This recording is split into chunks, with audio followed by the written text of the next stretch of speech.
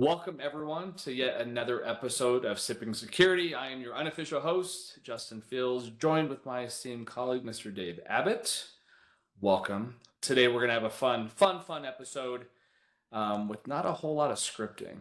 But before we get to there, I love talking about bourbon. I love talking about whiskey. And I want to know what you're drinking, because I have a special treat that I'm sharing today with my bottle. But let's start, Dave. What do you got? All right, let's start on mine. So I'm rocking Penelope Architect. Now, Penelope, for those that drink a lot of bourbon, you've probably seen these on the shelves quite a lot recently. They've got a number of styles and types, if you will. The Architect one, though, seems to be one that is pretty heavily sought after. It's got an amazing flavor to it.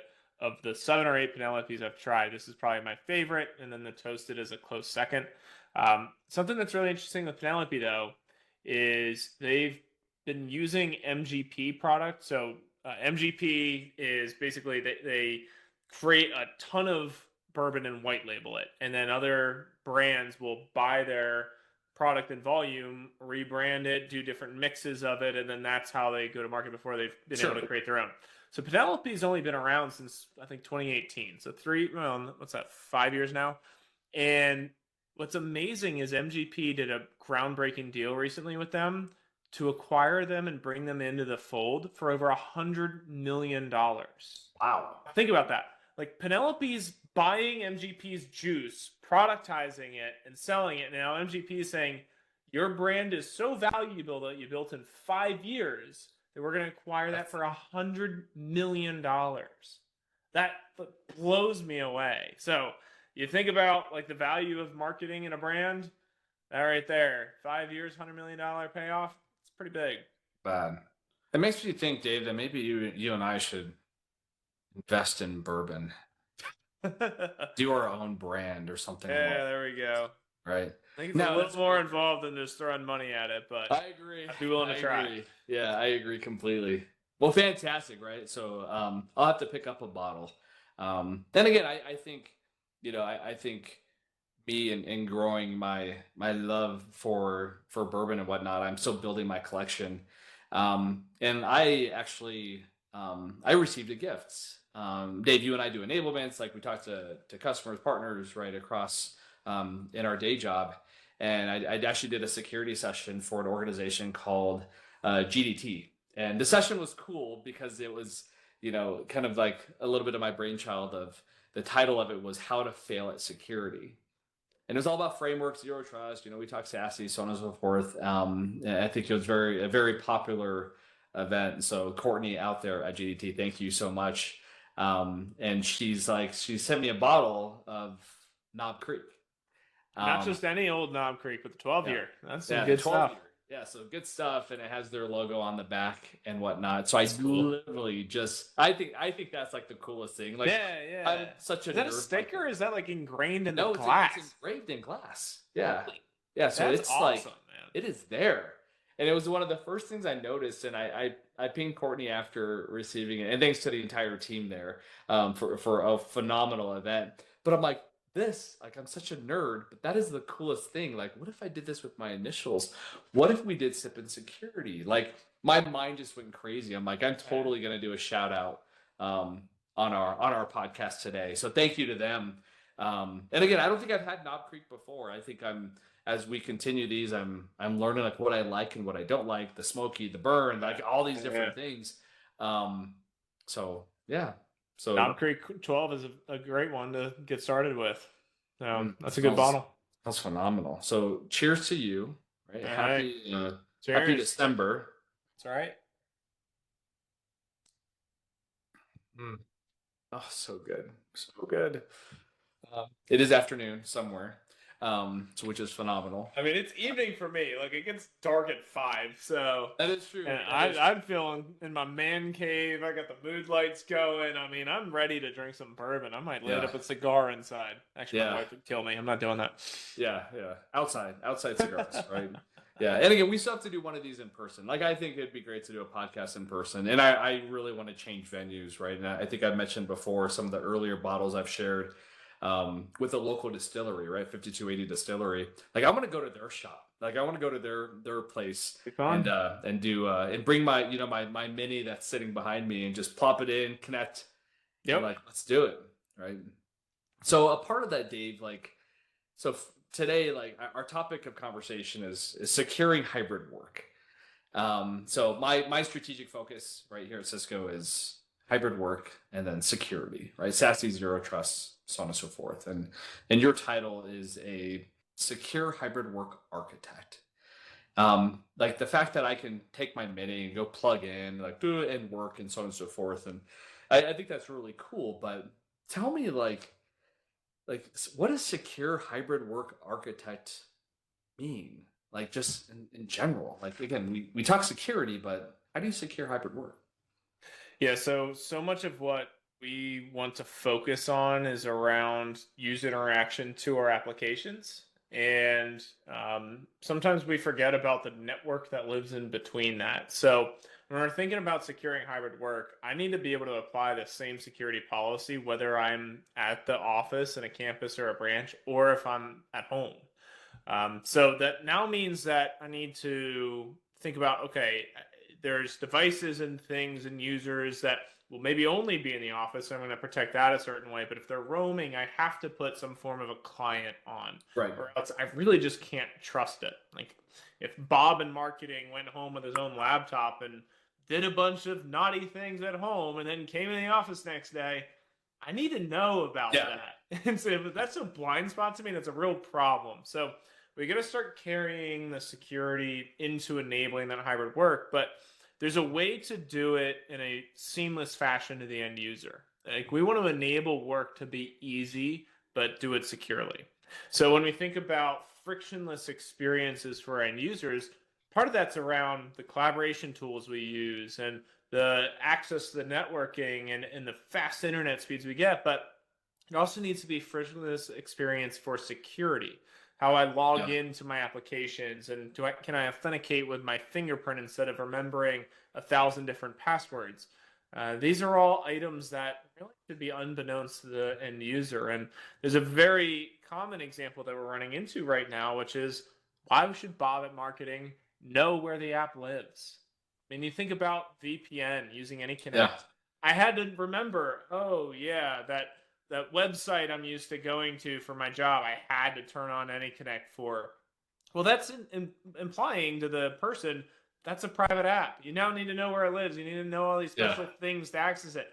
Why are we still doing that in the 21st century?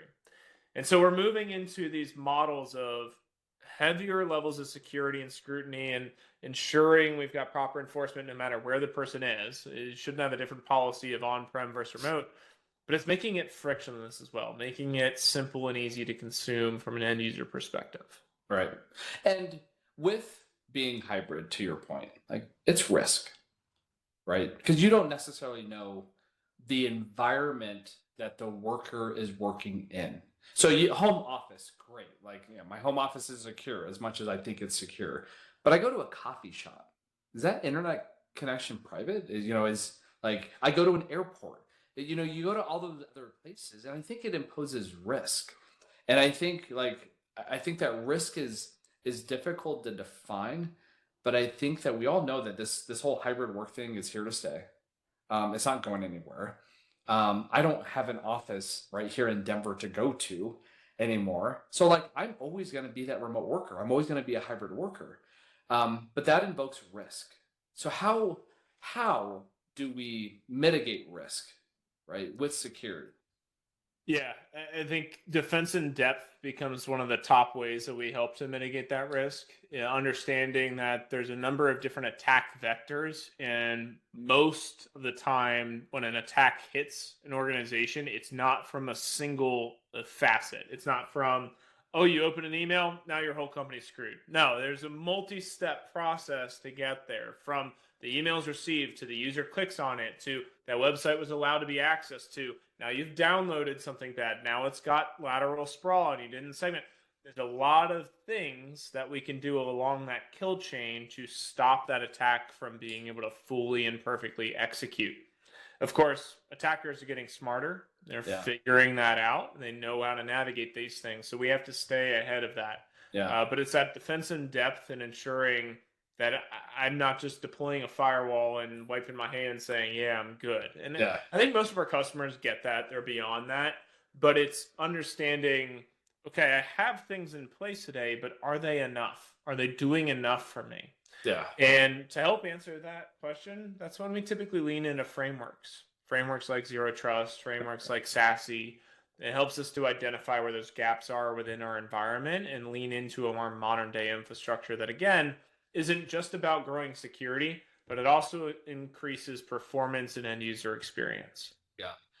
So like the performance piece, like, because again, we've heard of the Great Resignation, right? Like during and post pandemic, you make me go to the office, I'm going to quit. Great, here's more money, work remote, fantastic. It induces risk within an environment. But when you talk about risk, I think most organizations like think security equals performance or a degradation of service and performance. Like I'm gonna turn up the dial on security, therefore your performance is gonna be worse. Yeah. Right. And I think Dave, you and I talked about talking about frameworks of like SASE is like you have to go through my central office, you have to go through my corporate headquarters because that's where all my security lives. But I just want to get to a cloud application. I want to get to a private application. I want to get to a SaaS application. Like that's for organizations. And when you mention like some of the plumbing of like, I don't know that this website is a public or private or whatever. I don't care. I'm just a user. Like I just want to do my job. Right. So I think that, there's a perception that by invoking more security to wherever that person is, like how do you combat that, right? So what's like how would you resolve that, or how would you combat that? So there's two ways to look at performance here. One is that actual plumbing, like we're talking about how much bandwidth can we support, and then from a security policy perspective, there's the common association to, well, I turned on more and more security features, and so that takes a performance hit on my firewall or on my router. And that's true. That absolutely does happen. So what do? You either size it to a larger device or you start to move it to someone else's hardware into the cloud. Yeah. And so we're starting to see that motion into, let's take some of the heavy lifting of security control and move that to the cloud, where that's got the cloud economics of scale. It's just racks and racks of compute that can handle that processing, and you don't have to invest in that hardware yourself. So that's one side of the performance that moving and shifting some inspections to the cloud can help with. The other that we see, though, is business agility performance. If I'm leveraging a older architecture where everything's on-prem and that's where I've historically hosted all my apps, and we start to look at cloud native models or SaaS models for certain things, forcing all of that traffic to still come in to a centralized point really doesn't make sense anymore. And unfortunately, that hinders business agility to adopt new applications. If I don't have a process to onboard a new app that comes from a different line of business and the security team can't approve it really quickly, that's a real problem within the internal organization. And so by enabling some of the modern day frameworks like Zero Trust methodologies like SASE, that creates a more agile business so the different lines of business can operate quicker in how they adopt new technology and new applications. Yeah. And I think like we're at a pivotal point, like within like this framework of like organizations still have things on prem, they still have things in a colo, and they're now leveraging resources in the cloud, right? And I think that for a period of time, like I have, if I'm a business owner, I still have assets that live on prem. I have assets that still live in a colo, right? And I'm investing in new assets in the cloud. So being able to address like all three of those locations and being able to like again, security was easy in the past, right, Dave? It's like I built these four walls of my data center and I have a firewall, right? That's all that I need.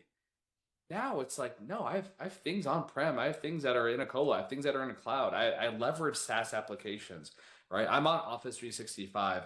I have email. I have like all these different things. And it's like the traditional models just don't scale. Yeah. I got to connect anyone to anything. And if I That's it. have one Yeah. bottleneck for it, that's a real challenge. But I think one thing that we've run into in the past is when customers and organizations hear defense in depth, they think, oh, it's a lot of products to take on. That's a lot Yeah. of licenses to A lot manage of and money. It's a cost, support, right? a lot of Yeah. cost, right? Exactly.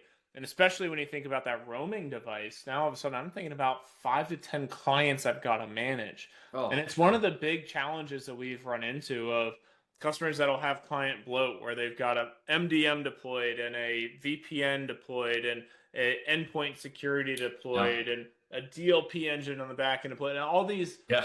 different 3-letter acronyms Yeah. that just Insert. keep Yeah. piling on. Yeah. And it's such a pain. And so what we've ended up doing was we recreated what we have as a client, which was AnyConnect, the most globally deployed third-party client out there. 220 million of these AnyConnect endpoints that are deployed. What we did was we made it extremely modular. And so it's now been rebranded to be called Secure Client because its core functionality is not just about VPN, but it's about hosting various security capabilities like multi-factor posture and ability to intercept web traffic and run advanced malware protection and antivirus directly on the client. But it's all done in a modular basis. And we've got things like digital experience monitoring built in where I can see end user performance. Again, we talked about frictionless experience. Well, Yeah. someone calls in and says, I'm having a bad time. Can you fix it?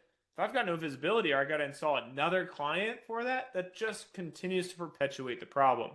So we now are able to run all these functions, including something called a network visibility module that is able to tell you what applications kick off what processes. So it's not just, oh, we saw potential malware coming out of this device, but we can actually tell you where within the device on the application, what process it kicked off and when. You've got all of this telemetry that we can pull, but again, from a single client now. So it allows for a massive amount of consolidation and then to manage all that through a single interface and license model, that really solves a number of challenges. Yeah. And it reduces risk. It Right. absolutely reduces risk. And I think the reduction of risk from a corporate perspective is phenomenal. But like when we talk about hybrid work, frictionless experience, like the key word there is experience. Yeah. Is that I can just literally plug in, log in, and I'm doing my job. Yep. And like that's what it comes down to from a business perspective. And I understand, Dave, that we're both in a technical world. Like we talk and we live this every day. But like for those listening, it's like I'm like feet on the ground doing a job, whatever that may be in whatever industry it is. I like literally want to be able to plug in wherever I'm at, like sign in, right? Dual factor authentication and go. And I think that, being able to consolidate the complexity into that app, right? And secure client, like that's huge. And again, I think it changes the game, and I think like we will continue to evolve as an organization and how we take this whole complexity of security and consolidate it, right? And I think some of our previous podcasts, it's like, let's talk about AI and how that's going to impact. Let's talk about like some of these other pieces, right? And again, we can talk forever about some of those pieces, but yeah, it's exciting. I will say, we're bringing up all these things that can be done on the client, but from an end user perspective, they have no idea it's happening. And that's a good thing, really. I shouldn't have to interface with that. That can all run in the background silently and fully secure it, but shouldn't be any the wiser. So I think one of the challenges that I've run into in some of these conversations in the past is lack of awareness between our partners and our clients about how this is incorporated to the broader experience ecosystem that we've been talking about. I mean, I know, Justin, you've done a ton of tours in New York City and Atlanta, and we're always talking about experiences, but it's from the perspective of collaboration, and it's from the perspective of the beautiful lighting and the workspaces you're in. And it just seems like security is not always brought up. I mean, I know it occasionally gets sprinkled in, but why do you think we're not bringing up security and hybrid work as much as we probably should? Yeah, I agree wholeheartedly. And again, I think, you talk about my home office, like New York is my home office, right? 1,000 miles away from Colorado, and same with Atlanta. Man, it was like early on, like, and when we're articulating the story of hybrid work, it's literally like hybrid work, and these offices are about the culmination of technology coming together with design, with lighting, with all these other pieces. And I remember a leadership conversation that I had with, like, what are we missing? And even back then, I was like, we're missing security. Like, security is a journey. Like, and part of, like some of the behind the scenes is, like, security isn't like physical security. You can see, like, yeah, we have access control, we have security cameras, right, and we have all the monitoring and so on and so forth. But, like, there's other things that you just can't see. Our go to market a few years ago, like mid pandemic, like, let's talk about hybrid work, right? What it is. Well, it's collaboration. It's WebEx. It's this right here. I have to be able Yeah. to effectively communicate to people everywhere. Done. Check the box. Now it's different. And I think that from the security lens is that security is something that you don't see, whereas collaboration is something that you see. The connectivity piece of it, like, I have to be able to connect these offices together, and I need to be able to connect remote users. That's like common. Security is kind of like this uber complex thing of, like, of complexity, right? There's so much to it. What I need to protect, everything. Where does it need to be protected? Everywhere, right? And when I do these tours, like, I try to make it a point to be like, hey, when an employee comes in and they plug in, like, yeah, we leverage ICE, like we do, right? It's a product within our portfolio. We do leverage Duo from a multi-factor authentication perspective, right? We leverage Wi-Fi 6. We do, again, it's more of like the talking points, but it's one of those things that I believe should be incorporated more into our messaging. And I think you and I know that there's, like, an evolution, and I think we've talked about this before of, like, hybrid work is where people work, how we connect them and how we secure them is a framework of SASE. Yeah. What they're connecting to is the cloud, and how do we have visibility is, the FSO story. Like, it's the cross architecture story that we have, but it's distinct and it's different. I truly believe that security is overarching and it's a part of the hybrid work story. And I think with some of the initiatives that we have as an organization, I think it relates to hybrid work in itself. But it's not the primary. I think hybrid work primarily is collaboration, enterprise networking, spaces, right? And with some visibility pieces, leveraging Thousand Eyes. I think it can be so much more. But at some point, like, honestly, with hybrid work, Dave, I could throw in our entire portfolio of solutions and say, this is hybrid work. It's everything. It depends on what you need as an organization, but Yeah. And I think that's some of the challenge, though, is what's visible versus what's not. And we see so much discussion about security already that sometimes it feels like you're beating a dead horse, but you really do have to bring it up and incorporate it to your design and how hybrid work's going to be supported. And I think there's two ways we can look at it. There's one where it's you're securing the collaboration workload, if you will, like, yep. make sure you're not uploading malicious things, make sure you're not downloading malicious things, make sure your email is safe, all that. But there's the other where security can help enable the performance of hybrid work, like we said, frictionless experiences, maybe trusting certain SaaS traffic, like WebEx traffic, to not get proxied and everything. Like, let's make sure that traffic is known entity. We know it's encrypted, so we don't need to send it through this other gateway and decrypt and all that stuff. So there's a couple ways that we can look at those efficiencies. I think sometimes the people that get brought in on the hybrid work side aren't always the stakeholders that own security,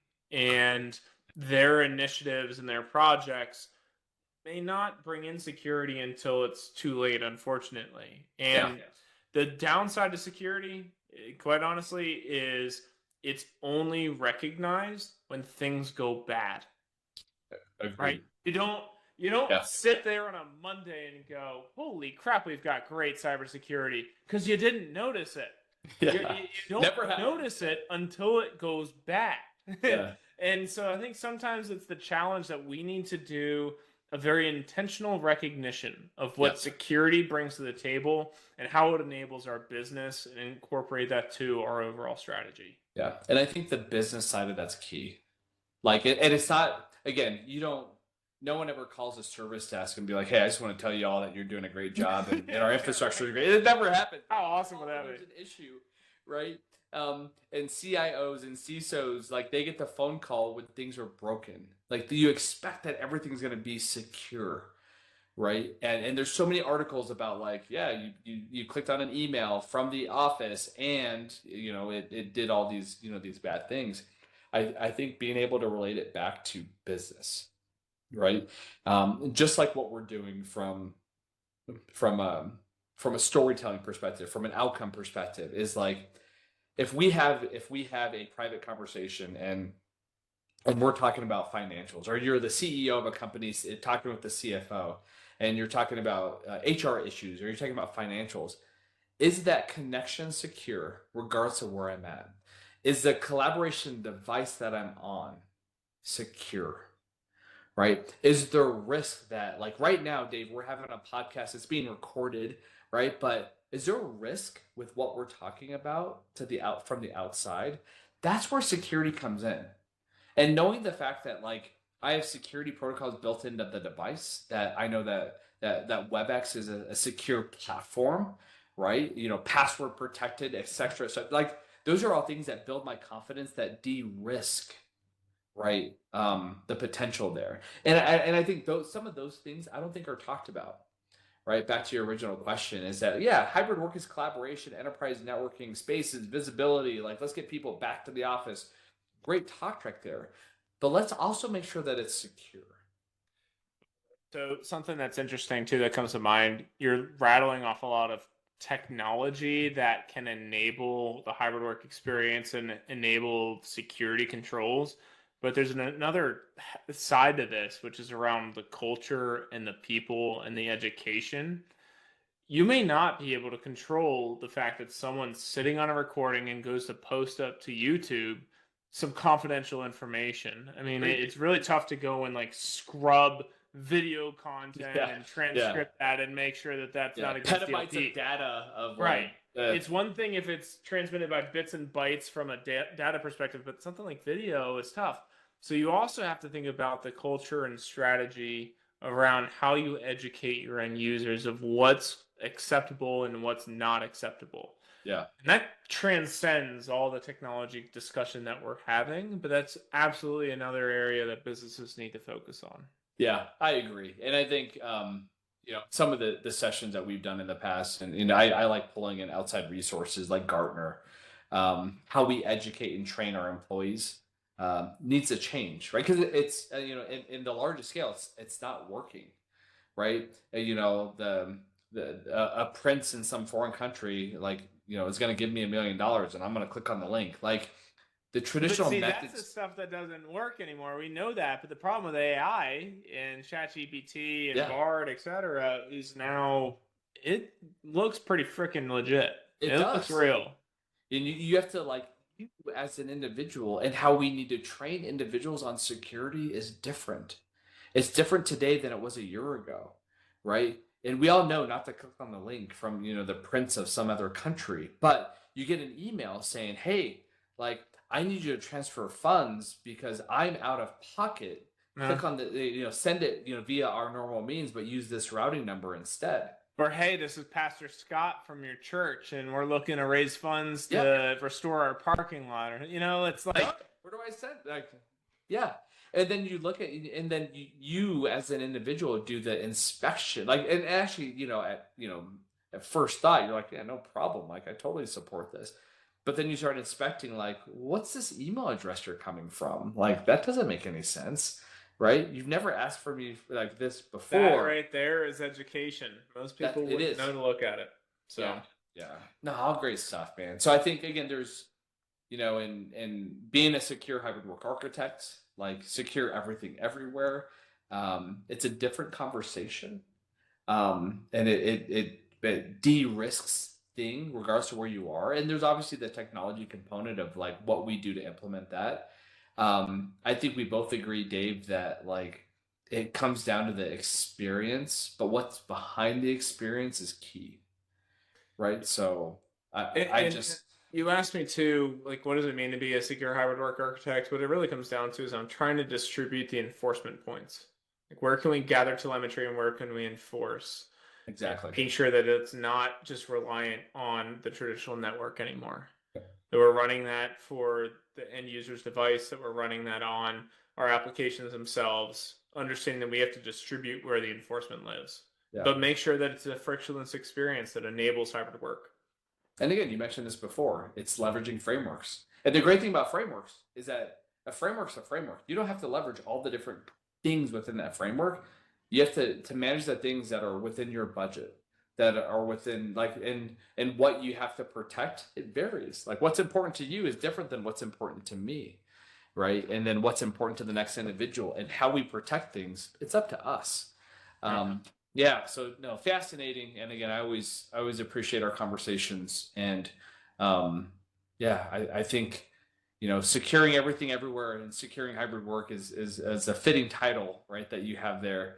And I always love the double click into it. So as always, I think appreciate the time today. I think my room got darker and darker as this went on. I'm like, yeah, wow, I'm now really in the man and cave. I'm noticing the same here, right? So like at daylight savings, I'm like, man, it's getting darker. I like need to up. I need some automation in my office to like automatically adjust the lighting to account for daylight savings. So, but all good, Dave. So as always, right? Many thanks to everyone listening in on these podcasts. We have fun. It gives us a good excuse to drink some good bourbon and some good whiskey. It does. I don't need much of an excuse, but it is a good excuse. It is a good excuse, right? So, well, fantastic. Well, until the next time, right? Happy holidays to everyone out there. We appreciate everything, all the support and everything on that front. And again, shout out to GDT on the bottle of Mount Creek. Really appreciate that. But until next time, Dave, it's been a pleasure. Adios. Thanks.